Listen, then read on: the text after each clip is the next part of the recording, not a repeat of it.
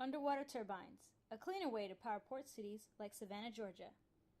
Group 7 project by Beijing Fata, Melissa Barnes, Rainey Lee, Yatsi Gao. What is the problem that we as a society are faced with? We are left with one of the million-dollar questions that still cannot be answered with certainty till this day. When will the supply of coal and oil peak and begin to hastily decline? Scientists, engineers, and economists alike have debated this topic for years, on the assumption that emissions of carbon dioxide and other greenhouse gases into the atmosphere will decline when less oil is burned. However, this only holds true if society switches to a more eco-friendly fuel source. But more than likely, society will jump on the bandwagon for the most abundant and cheapest alternative, which, at the moment, is coal. According to the Energy Information Administration, coal in fact emits 25 to 50% more carbon dioxide per energy unit than petroleum. If this is what the future holds for us, how long can the coal supply possibly last, and how much damage will be done to the environment at the expense of living more than comfortably? The projected depletion of oil supply is estimated to be 20 years, and for coal it is estimated to be around 2050. The majority of the United States energy consumption, about 40%, is devoted to electricity. In 2013, the United States generated about 4,058 billion kilowatt hours of electricity. About 67% of the electricity generated was from fossil fuels, coal, natural gas, and petroleum, with 39% attributed from coal. Let's look more specifically at one city, Savannah, Georgia.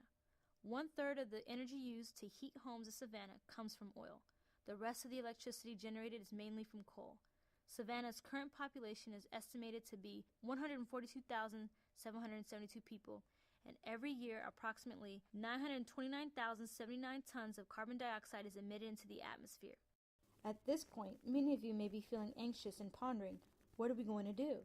Do not be in despair just yet. There are alternative solutions. Our project proposes installing underwater ocean turbine farms in Savannah, a port city, Georgia, to provide energy to the city.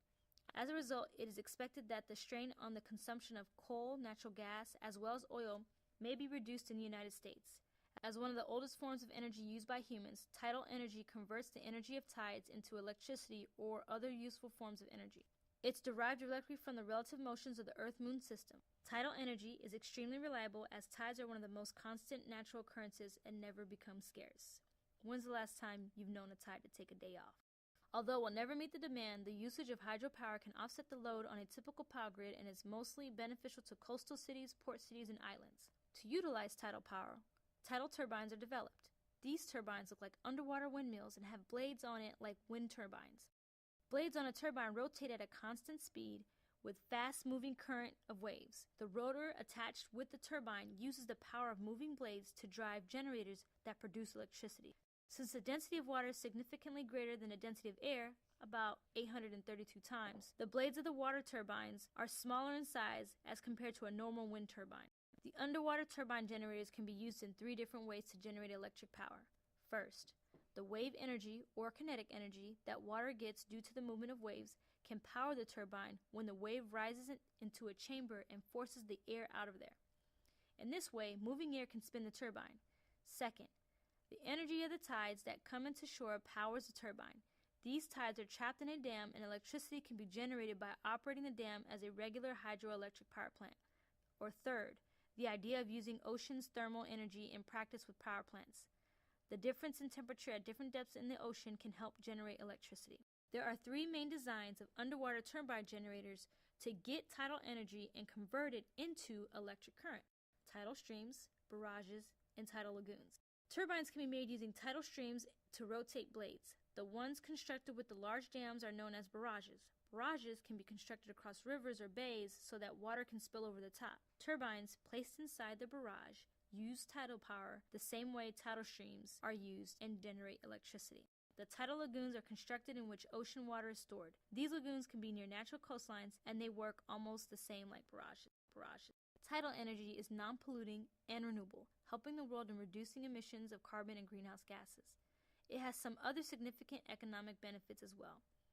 Though the front cost of installing tidal turbines is generally high for a tidal energy project with a possible 10-year construction period, This kind of renewable energy source generates electricity to light 15 million homes by saving 70 million tons of carbon.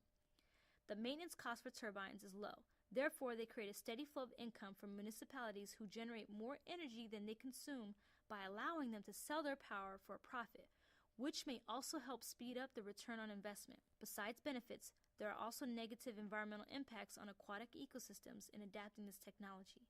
This includes the effect of bottom-moor devices on the habitats of benthic animals and plants like oysters, clams, and seagrass. Another potential risk is for fish strike and the buildup of silt behind facilities that may block migratory paths. And also, full-scale array devices could create noise, hinder the movement or migration of aquatic animals, or even alter hydrologic and sediment regimes. Our project has been conducted in Savannah, Georgia. However, there is not enough published data of energy consumption found for Savannah. Based on the energy consumption data of Georgia and personal power bills, reasonable estimations and calculations were performed in order to generate the annual energy consumption for Savannah, which is 378,117 short tons on average.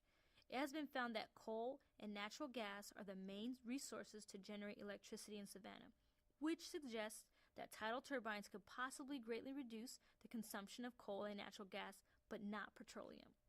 The application of the 3 E's of sustainability, equity, economy, and environment, to the utilization of tidal energy in Savannah has been carefully evaluated throughout the entire project.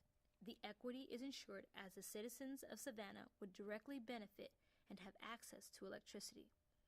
It is also equitable to the entire state of Georgia because the health of the community is ensured by not releasing any greenhouse gases and harmful pollutants into the atmosphere or into the water, which can also drift into other parts of the state by currents. Tidal energy is considered to be beneficial for the environment in Savannah. Overall, there will be less consumption of the non-renewable resources, like fossil fuels, that are gradually depleting. As a blue product, underwater turbine farms can significantly reduce the emissions of carbon and greenhouse gases, while there may be some expected negative impacts on aquatic and shore-like ecosystems. Economically, the initial cost for conducting research on the usage of tidal energy and constructing turbine generators in Savannah is high. However, the maintenance cost is exceptionally low, and there is an ensured future payoff. The tidal energy projects also generate an opportunity to receive government incentives such as tax breaks and grants in hopes of an environmental cleanup. In conclusion, the proposal on construction underwater tidal generator system in Savannah is technologically and economically viable in the long term. Future investment is suggested to be spent on more research and development projects regarding improving the efficiency of the tidal turbines and minimizing negative environmental impacts. The costs associated for developing tidal power stations can vary from project to project. It is more suitable and economical when developed for large-scale electricity generation. At this stage, the turbines with the more environmentally friendly design are still under development. One possible alternative is called a point absorber, utilizing wave energy from all directions at a single point by using the vertical motions of waves to act as a pump that pressurizes seawater or an internal fluid which drives a turbine. Furthermore, in order to reduce the petroleum consumption, it is suggested that the technology of designing electric cars need to be improved as well, for transportation is the main consumption of petroleum in Savannah. Hydrokinetic energy development is rapidly progressing, both technologically and with the help of supportive policies that recognize the critical role of this renewable energy resource can play in a warming world. Harvesting the motions of our tides, rivers, and oceans can be part of an affordable and sustainable solution to reducing our dependence on fossil fuels and the impact they have on environmental and public health.